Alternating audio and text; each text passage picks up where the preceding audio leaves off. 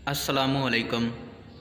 बंद दुकान के थड़े पर बैठे दो बूढ़े आपस में बातें करते हुए हंस हंस कर लूट पूट हो रहे थे।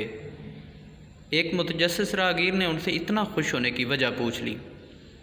एक बूढ़े ने अपनी हंसी पर काबू पाते हुए बताया, हमने मुल्क के मसाइल हल करने के लिए एक शानदार मंसूबा ढूंढ लिया है, और वो मंसूबा ये है कि सारी कौम को जेल में डाल दिया जाए और इन सब के साथ एक गधा भी जेल में डाला जाए।